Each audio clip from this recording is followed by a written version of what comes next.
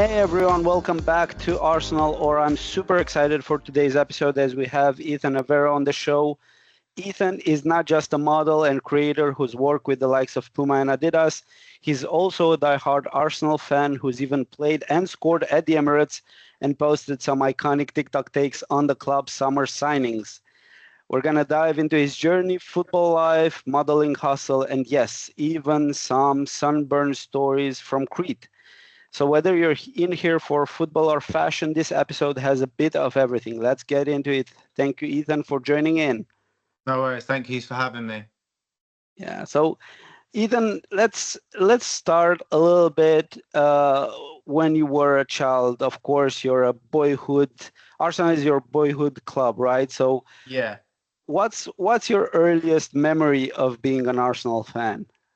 To be fair, I support Arsenal. My dad's originally from North London, so it was just one of them things that was like passed down. So it's not like I know a lot of fan bases have like, oh, I just support this club, and it's like, hold on, you live 100 miles away. So it's nice that I've got a bit of heritage that I can back it up. That it feels just that much more personal to me because I've got family that have originated from North London.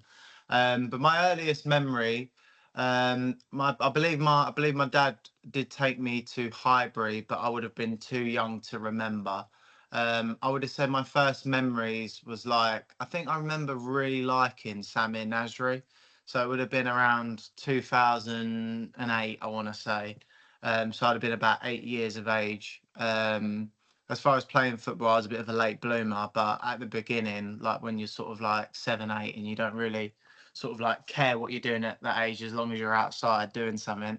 Like I've got a lot of fond memories around the sort of like Cesc Fabregas, sort of like Khled Adebayor, like Samir Nasri sort of days. So I'd probably say they were like my first memories as an Arsenal fan. And I can't remember who he scored against, but like Samir Nasri's like famous like ballet goal where he like goes around 2, 3 players and then just hits it around the keeper. That's probably like the first time I was like, I really like this. Was it against Porto? I think. I don't It remember might. exactly, but I think, yeah, he I dribbled think it was a past. Champions League game. Yeah, yeah. He just got Yeah, the ball on the half turn and just his momentum just took him forward and he just sort of like went with it.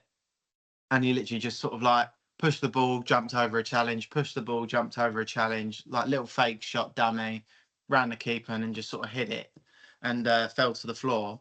And I just remember like that goal just like there's a lot of goals I think that like a lot of football fans will resonate with, like with their club, like that, just sort of scream, whether it's an important goal or not, but there's just goals that stick with a club. And I think Nasri's one against Porto is yeah. definitely up there as like like an iconic Emirates goal. Is it like your dad took you to Highbury, but you were too young to remember, huh? Yeah, yeah, I believe so. Like from what he tells me, and I think I've got some pictures in like the proper like Dreamcast sponsors sort of years kits as a kid. So it's just Arsenal's been in the veins since I was born, really. But obviously, I fell in love with it in my own time. Yeah, But yeah, like it just feels a lot more closer to home, obviously, with it being a bit more of a heritage thing, like my dad, and then like his sort of side of the family as well. Like Arsenal's just been there. that's great to hear, man. That's great to hear. So, moving on a little bit, when you were more senior, you kind of already you were smashing it with the likes of Puma and Adidas and all that, right? But then you had the Kavos Weekender, right? Who came Yeah, along, but it was in the same time with Love Island, I think, right? yeah, that's correct. How being on that show changed everything for you? Like, how people saw you or how you saw yourself after you went those couple of weeks in the on that show. Yeah, yeah. I would, to be fair, like as a person, I wouldn't say it sort of like changed me or shaped me in any way, sort of shape or form. I would just say, in the sense of my career, I just think it laid the foundations down for me to sort of present myself in the sort of like in the public eye.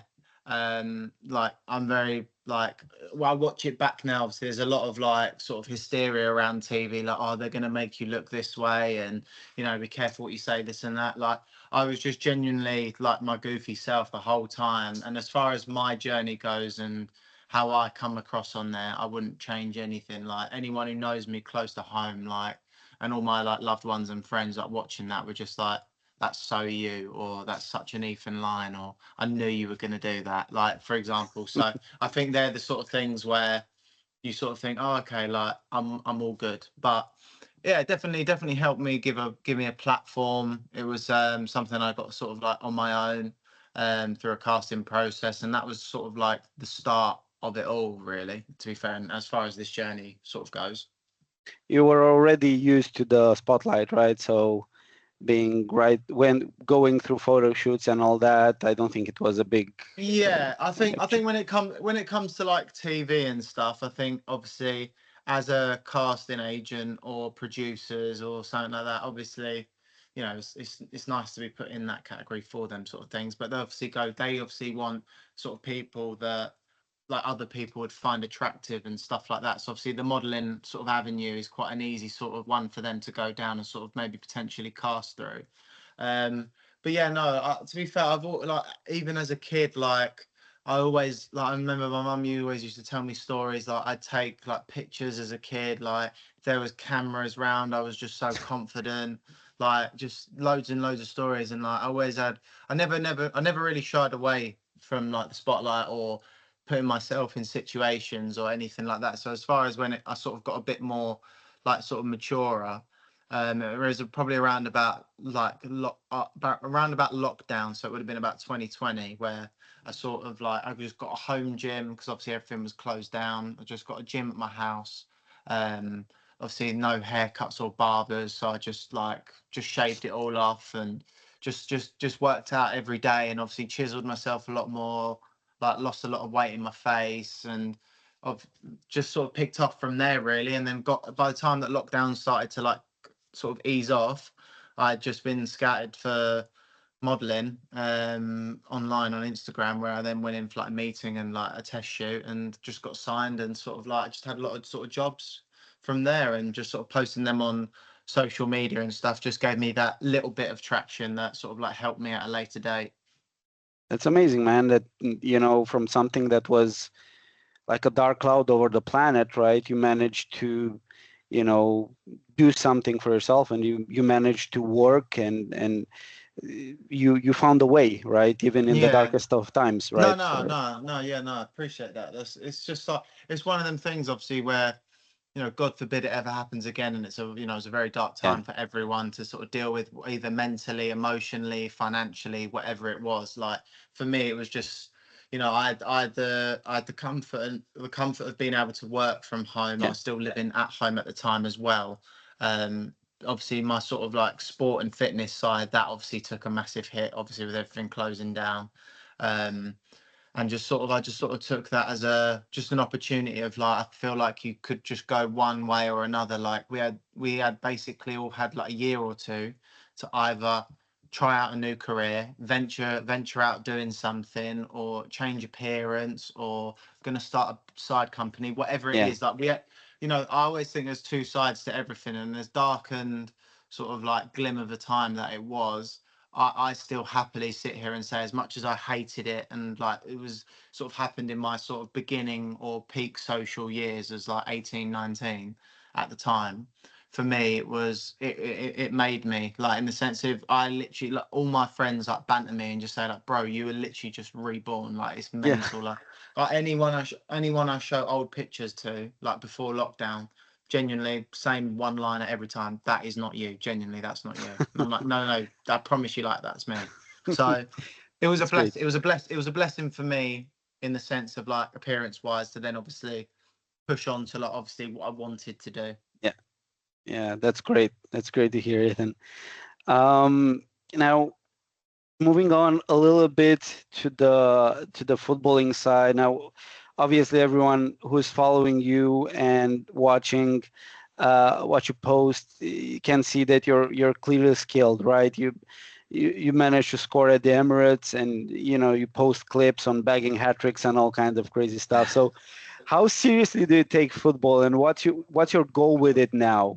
Yeah, to be fair, that's a really good question. I think for me, like I don't do anything half-heartedly, and I'm a very, very competitive person. Always have been from when I was younger.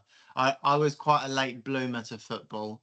I only started playing football at like the start of secondary school, so I was never like one of these kids that like came out and dad put them straight into an academy or anything like that. And that wasn't due to my dad's choice. That was just I never really had any interest in it when I was younger.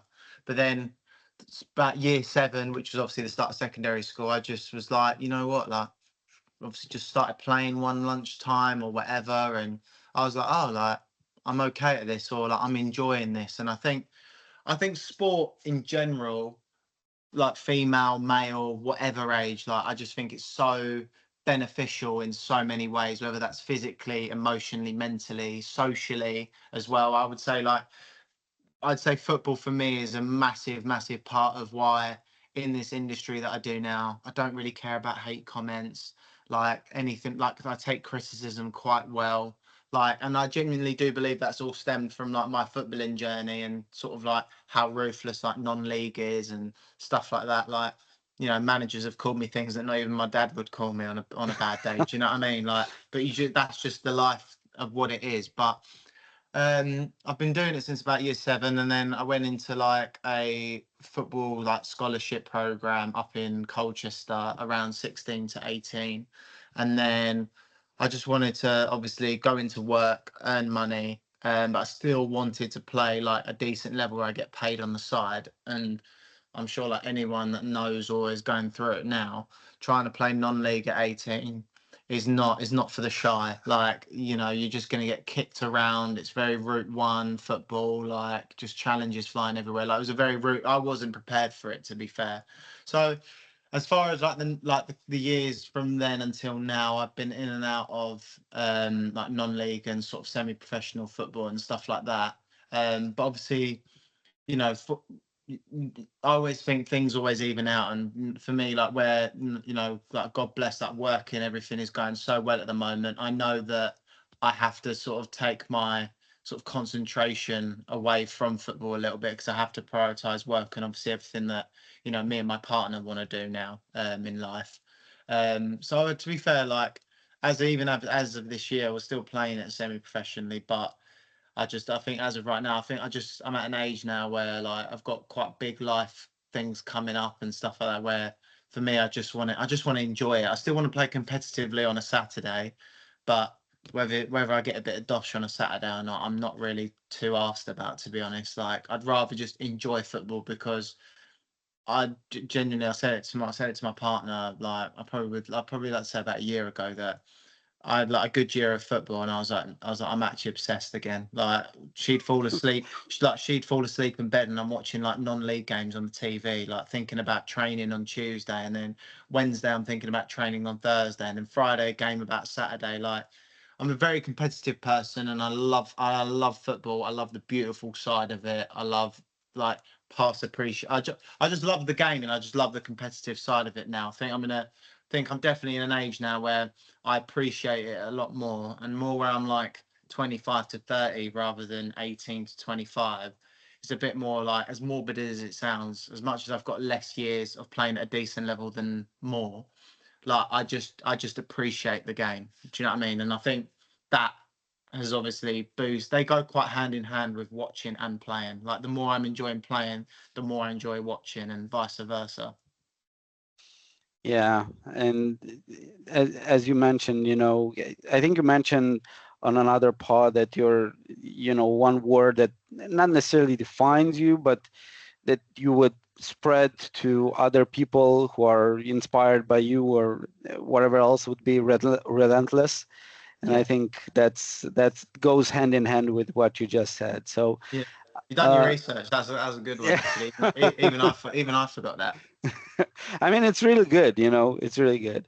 No, Um, like I do always like to like have a say. Like, I'm very fortunate where I've got this platform now, and I'm all about spreading positivity and stuff like that, but I'm very much like I'll do it with a bit of truth behind it. Like if you think this life's sick and this person works for himself and like he's got a really nice car and stuff like that, like it's not going to be like, oh, just trust in the process and manifest and stuff. Like them things are important, but the actual sort of like nitty gritty bit of it is Yeah. just what I said is just I was relentless. That literally started from lockdown. I was like, do you know what, like I'd love to do TV. I like being in the spotlight. I'd love to get into modeling. I'd love to be able to work for myself.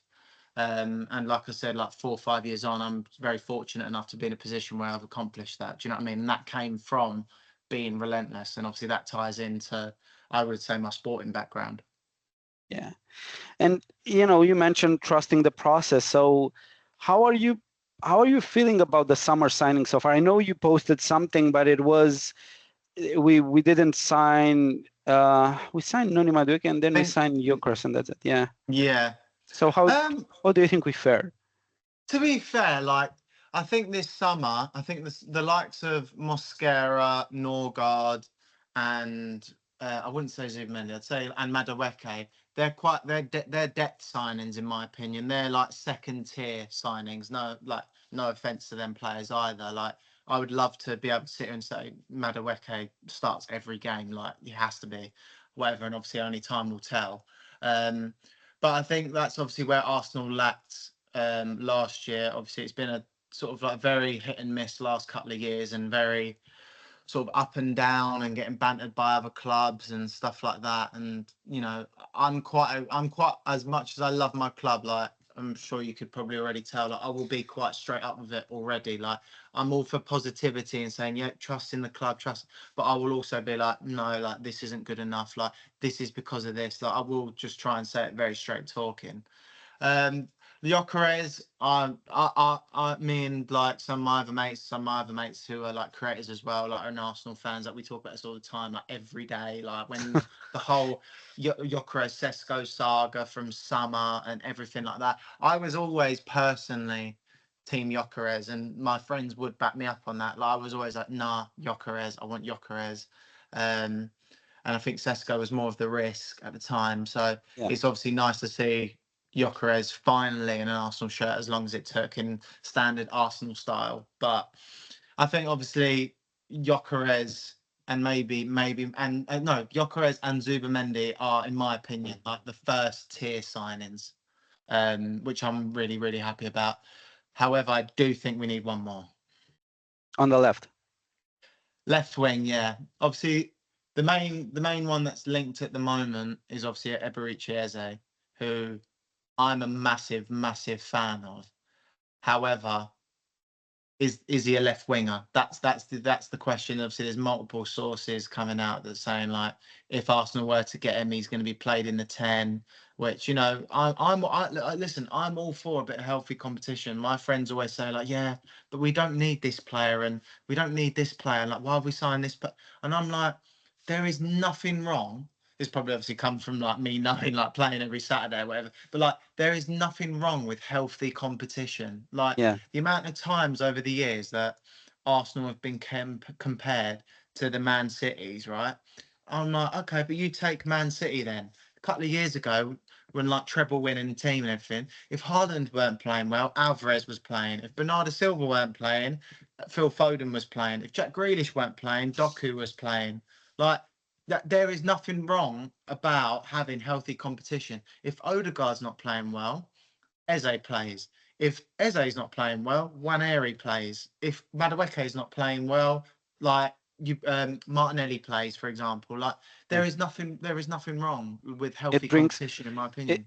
It brings the best out of the rest of the group because they're gonna be on their toes, right? I mean, you need to, 100%. Like I've had it. I've had it single-handedly. Like I've had a really good season, like with a club that I've been at, and then you do naturally get a bit comfortable, like you do, and then suddenly I'll see someone coming in for a trial, and I'm like, oh, where does he play? And they're like, oh, like in the number 10 in the attacking midfield position. I'm like, hold on a minute, like, and you do push yourself that bit further because you raise your level, and yeah, like playing at the elite level everyone's going to be competitive. I guarantee you could do an egg and spoon race. They will want to win. Like, do you know what I mean? That is just in their blood and system now of being competitive.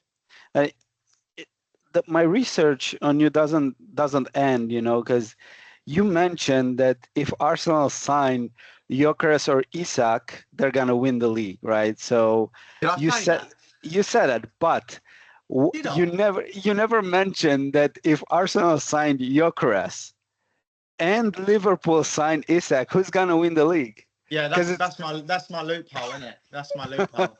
I actually don't remember saying that, to be fair, but obviously that's the thing, is like that everyone's been saying that's the missing piece. Like, and I do think the whole Arsenal not having a 9 has been sort of like overhyped a bit, and obviously that's just social media for you. However, if you said to any person coming into this window, you can sign one position, everyone would have said striker. So naturally, obviously, Gyökeres is going to have a lot of pressure. I'm very much like positive about it, and the signing. I think it's one of them as well, to be fair, because obviously I think everyone will sort of like fully acknowledge that Arteta's projects all have been about quite sort of young, like sort of 23, 24-year-old players. Like Gyökeres is 27, so he's in his prime now. So if anything, no disrespect to Sport in Lisbon, but he's in a better team in a more competitive league where he scored the most goals in Europe last year, and he's coming to the team that had the highest chance creation in the league. So if you go by stats, which is what football is nowadays, he probably should be walking out of Golden Boot next year. But I don't want to put that pressure on him. And I just think the way that Arsenal players all contribute, Arsenal don't need a 50 goal a season striker. We don't. That's what everyone needs to get out of their head. Like I've got in-laws who are Man United, and obviously they wanted Gyökeres, but suddenly now they don't, which is funny and ironic. But like Arsenal don't need a 50 goal a season striker. Arsenal were one of the highest scoring teams in the league last year, but that becomes from we have a lot of players that contribute to the goals. The only times that we needed that number 9 who's going to get you 20 goals consistently is when it's you're 2-1 down, or it's 2-2 and there's 5 minutes left. Like there, when the 20 goals a season chip in there, that's when losses become draws and draws become wins. That is all it is. And you've got to look at the likes of Havertz is getting 11, 12 goals last year, and Mikel Moreno's a centre mid, got the double digits last year as well. So to actually bring in his prime striker, who was the highest scoring striker in Europe last year, fair enough, Portuguese league, but he still got 6 goals in the Champions League, and they didn't even get to knockouts. There is no reason why the formula shouldn't work.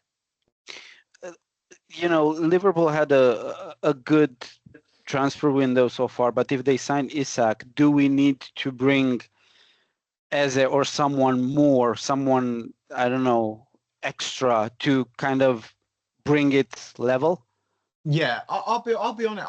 No matter what, even if they don't get Isak, I do still think we are one short. Personally, I've watched every pre-season game. I've watched the 90 minutes. I've been very committed on that, and I still just think we're like one player off it. Like, I think if they get Isaac, it is gonna. I think next year, I'm gonna call it. I think next year is gonna be the best title race we've seen in the last 6 years, in my opinion.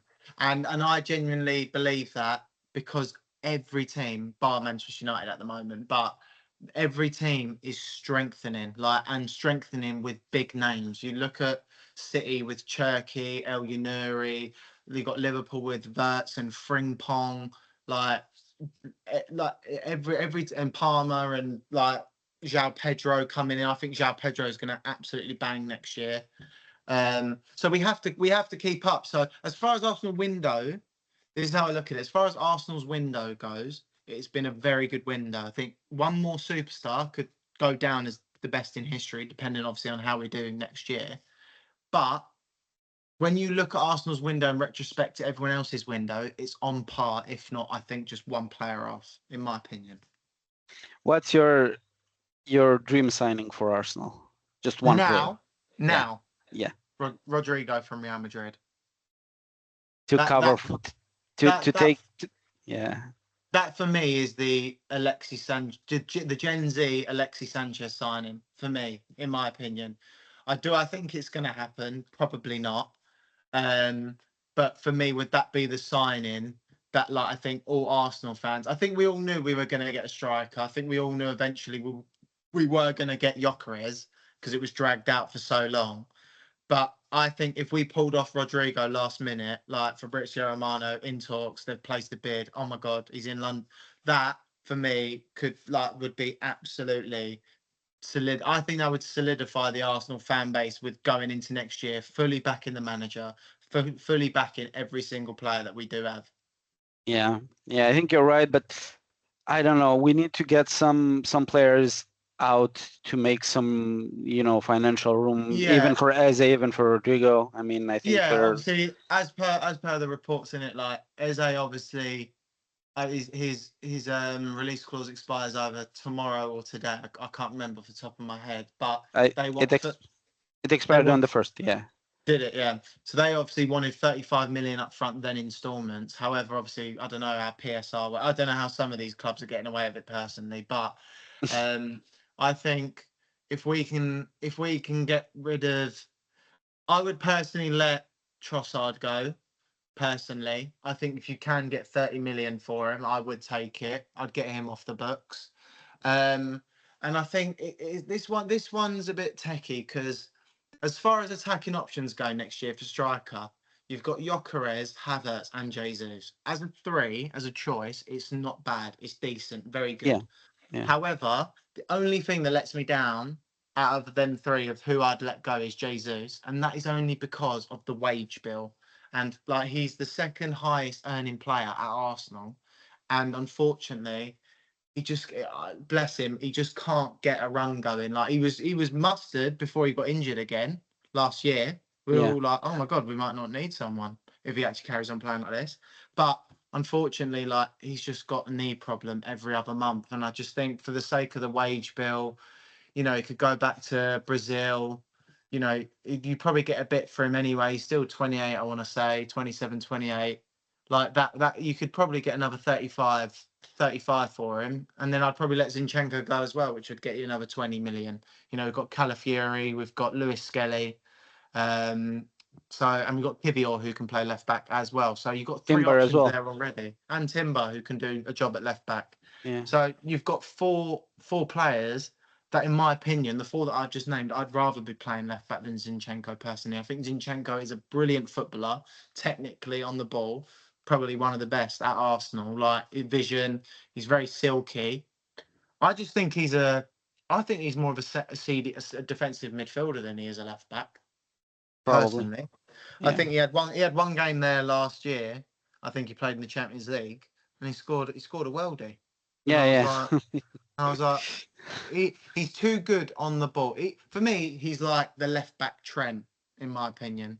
Like, not saying he's unmatched. Trent's cross and Trent is ahead of Zinchenko, but I'm more saying in the sense of what he offers you as a player. Zinchenko offers you, in my opinion, more going forward and more in that pivot than he does defensively as a left back, which is foremost his first job. Yeah, of course. Yeah. You're right. Defensively, he's been sketchy. Yeah, so if you can get 20, let's do fair numbers. If you can get 20 for Zinchenko, you can get 30 for Jesus, and you can get 25 or 30 again for Trossard. That's nearly 70, 80 million. Yeah. And then, right. and we've still got depth after that. We've got a great youth system. We've had some very good youngsters coming through on the tour as well. And I wouldn't personally be pushing them, but knowing that if they needed to be called up this year, they'll be ready. Why not? Yeah. Let's see what happens. Berta seems to be doing good business. Let's hope he can do the same good things he did on the outgoings, not only on the players he brought in. But there's a thing that you did before Gyökeres, and that's scoring and assisting at the Emirates. Tell us that story. Give us a little bit of context how that had happened. Yeah, so I do a lot of like charity games. I love doing it. That's like my sort of like giving back and contributing, and I love doing it. I support some amazing causes, and to be able to do it in the way of playing football for me is just a no-brainer. And hearing some of the stories that the families go through and stuff, it's really humbling and appreciative when you have luxuries that these families sometimes don't, or like lost loved ones and that. I've been doing it for about 2-3 years with a charity game organisation, and I had the opportunity to play at the Emirates last year, and I didn't play. I couldn't make it. I was in Miami with my partner, supporting her. So I missed it there, and I did get a bit of FOMO, I will be honest. And she knows that as well. And then a couple of months later, the guy who runs the game's just like, listen, we might have Emirates again next year. So I've been I was holding out for 6-7 months for that game to be confirmed, and then it was. And then that's when I pulled my partner to the side and I was like, listen, I don't care what's going on that day. I am playing this year. Like, I'm not missing that. Blah blah blah. So I knew about it. I got involved in it. So I had like 2-3 months, sort of like not preparing for it, but waiting for the game. And then I'm pretty sure the meet time for the game was 5, and I got there at 4. Like I was like, I'm soaking every single minute of this in. Like, I drove to the stadium. I parked outside the stadium. I walked around the whole stadium, got pictures of all the statues again. And yeah, it was just absolutely just mad. Like, and the idea that like I do these charity games and people come to support the great causes, to support the cause obviously, and also to see people in my industry, like they're almost there for you. When you're doing that at a Premier League club, and not just that, you're doing it at your club, you do get a bit like, oh, like, feel like Jude Bellingham here, like, what's going on? But as far as the experience goes, absolutely surreal. I soaked every single minute in, across my fingers. My shirt was in the home dressing room. I don't know whose seat I was in, but just to be able, just to sit where the players that I watch and week in, week out for my club, to be able to sit and experience that, and then get on the pitch. I came on in the second half. Obviously, we had a lot of players who wanted to get minutes there and everything anyway. So the first half, I was quite like taken back. Like, oh, I really want to get on. I really want to get on. And I was raring to go. And even with the warm up, I was the first person out. When they were like, "You can go out and warm up now," I was the first one out. Easy, like easy was the first one out. So when I got on in the second half, it was one of them. I was playing quite well, to be fair. But it was just like that final pass or deflected shot or keeper's pulled a worldie. I'm like, it's going to be one of them days. I'm just going to try everything, and I'm just not going to get the goal. Just not going to get it. I had half a chance, and then I just whipped it across the box, and I got an assist. And I was like, you know what? I get more, even from Saturday football, I get more assists than I do goals. So I was like, you know what, that's quite classic me. Like, if I can walk away saying I got an assist at the Emirates, makes me feel like Mesut Ozil, then I'll be happy with it. And then like the last 5 minutes, the ball just got flinged over the top, and I was like, I'm through here. And I was a bit wide, and normally I would probably pass across or like look to cross it. And I was like, nah. I was like, I'm just going to dribble in. I was like, I'm just going to dribble in. I had a couple of men on me. I rode her through challenges, nutmeg someone, and then just dinked it over the keep. And I was like, I've done it. I've done it. So it was just one of them surreal moments of just like pinch me. Like, I remember driving home on the way in the car with my partner and just being like, that genuinely is one of the best days of my life. That is just crazy. Like, that is just a mental experience to even like stand on the pitch where like Thierry Henry's played and scored against Leeds, and like in that famous goal when he came on and stuff, and Cesc and Ozil, Alexis, like all these, Podolski, who I love, like it's just mad. It's just absolutely just mad to think, and to stand in the semicircle like where kickoff's taken, and you literally just do a 360, and you're just like, imagine this being full every week, like listening to the atmosphere and listening to people cheer you, boo you, cry for you. Like, that is just, that feeling like is probably unmatched. Yeah. And thanks for sharing the story. That's, we No, actually pleasure. transmit a lot of, energy and optimism, especially for Yeah. the new season. Just a quick one. If What celebration would you have wanted to do? Like, if you had to choose between, let's say, the Gyökeres one, the Henry one at when he scored against Spurs, the Aubameyang one, which Oh, one would you? Which is yeah, you got to have the hamstrings. So are you saying yeah, like now, or if I could go back in the charity game? back in the charity game. Yeah, because when I had loads of celebrations planned, I'll be honest. But when I scored, I just stood there and froze and went, "Oh my god, I've done it!" And I just completely flat. You lost it, yeah. Oh yeah, like one of my good friends scored, and we did the Lewis Skelly in the corner, like the Yeah, Haaland, yeah, like Haaland one. That was fun. But as far as my celebration goes, if there was a camera there and waiting, yeah, I would have probably banged out the Gyökeres, to be fair. Or I loved Mesut Ozil. I did. I loved him on his day. I know he had his ups and downs, but like I'd like to say, like, my vision, like when I play on a Saturday, is one of my best attributes. And sometimes I when I used to watch Ozil, like I'd be like, yeah, pass there, as we all do at the TV or whatever. And sometimes I'd be like, pass there, and he's done it over here, and I'm like, oh, I didn't even see that. Like the geezer on his day was just absolutely mental. So I loved Mesut Ozil. So it would have been between the Gyökeres, obviously with the hype, and the Mesut Ozil celebration, which it just holds a very special place in my heart. 'Cause I loved him. I loved watching him. yeah. That's great to hear. Um, Now, this is still in regards to Arsenal, but so and so, because you work with some of the biggest brands, sports brands out there, but you've always stayed loud and proud about being an Arsenal fan. So has it ever been a tricky line to walk, or you just say what you feel regardless?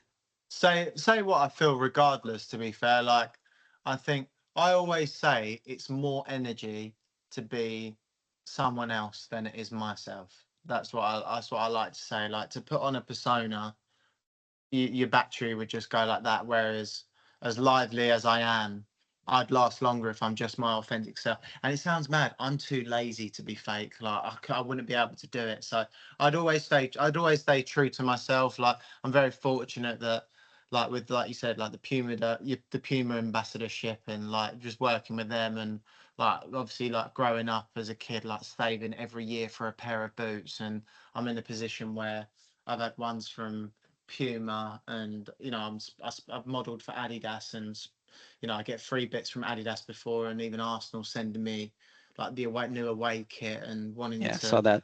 hopefully get me in some tickets next year and stuff. Like for me as not even as a man, as a boy who loves football, like they're like the childhood, like, pinch me things of, like, these are the things I love. Like, I always say to my missus, like, I could get my 15th pair of free football boots, or I could get a brand new, say, phone, which I haven't before, but I'm saying, like, I could get a brand new phone or a free pair of football boots.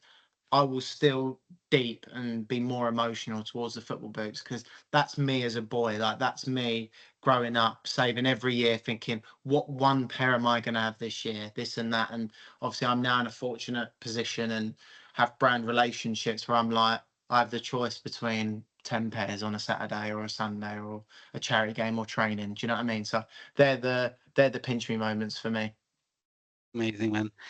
Um, all right, so we've covered some football modeling and some Arsenal takes, but I recently saw you and your fiance that you went to Crete. Funny enough, I've actually been there a couple of years ago. It's an amazing, amazing place, but the sun is brutal, right? I heard you had a bit of a situation with that. Maybe you fell asleep in the wrong place, or Yeah, and are we talking about when I bat my face?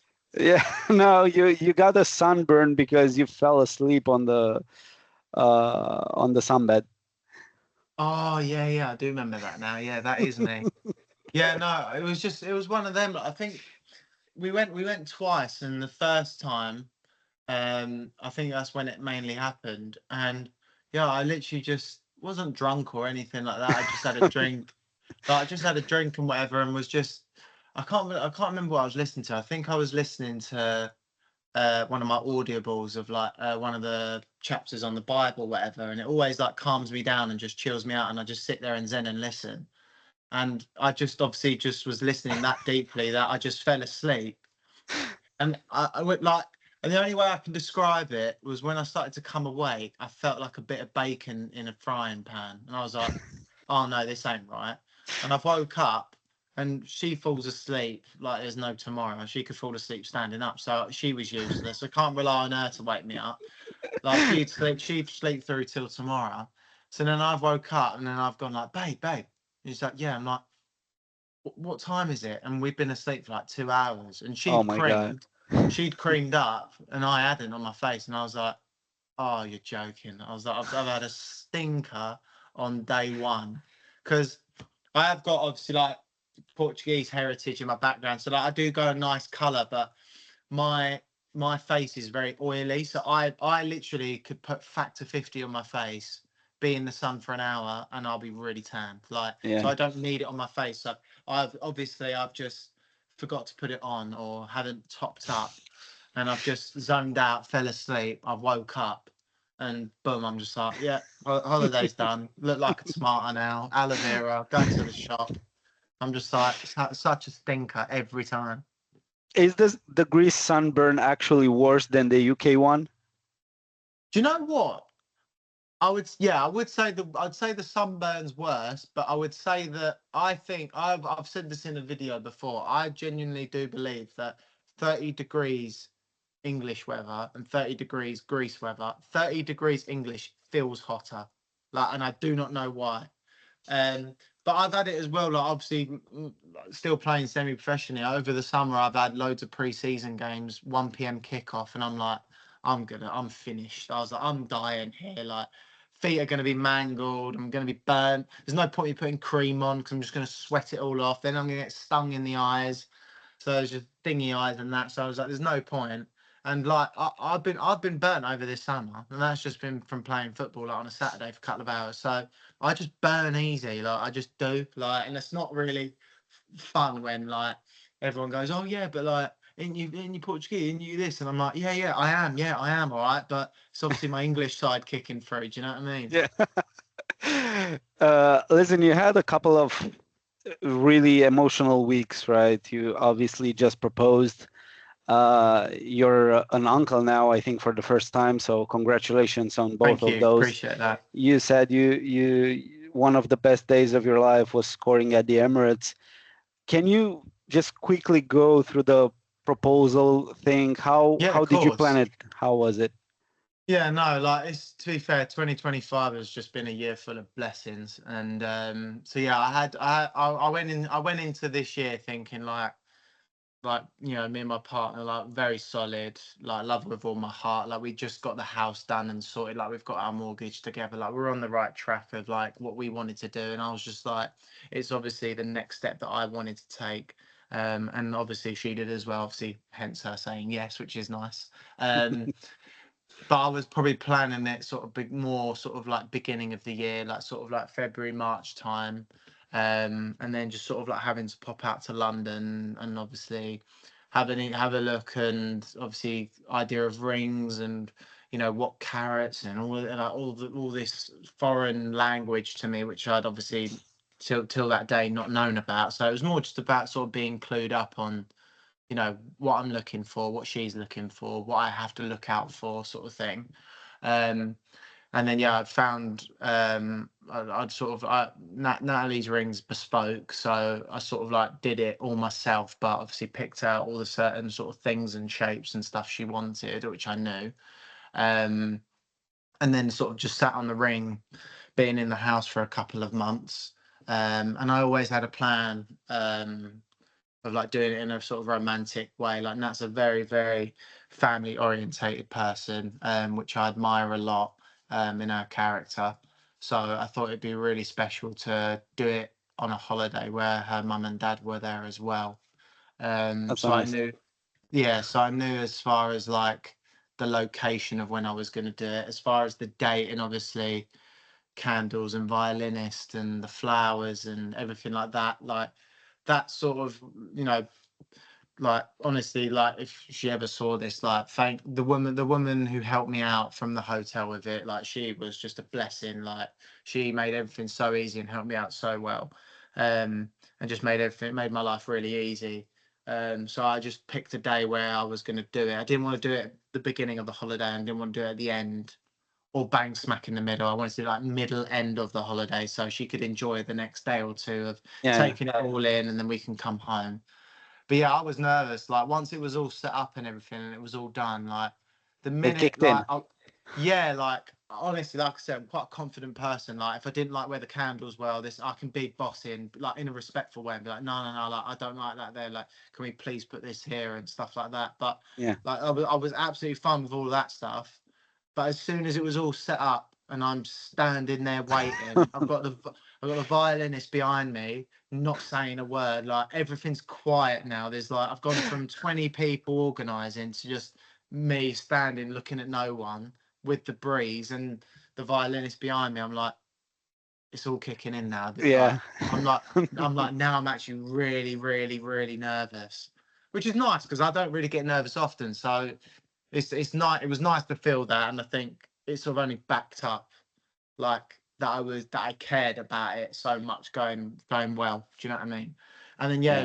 it was just beautiful. I wouldn't change anything about it. Like, I flew out our videographer, which she had no idea about, and just like I said, like, just to capture that moment as well was just something so special. And like, everyone always says, like, did she know, and was it for work and this and that? Of course it wasn't. Like, no one's proposal is ever going to be for work. Obviously, it's a memory that we wanted to share with our fans and followers and who have shared the journey. But for me, I also look at it as I've captured a moment that in 10 years, me and my partner can show our kids.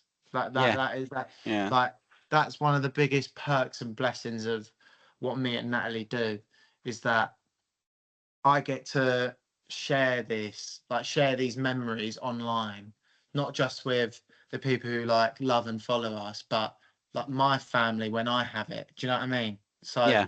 like, that for me is just the most beautiful thing. Like, in, I don't know how many years, but when my kid or my girl, my boy is 7 or 8 and they can remember and acknowledge things and recognize things, like, to sit them down and be like, this is 10 years ago when I proposed to your mum. Like, that for me is just That's amazing. mental.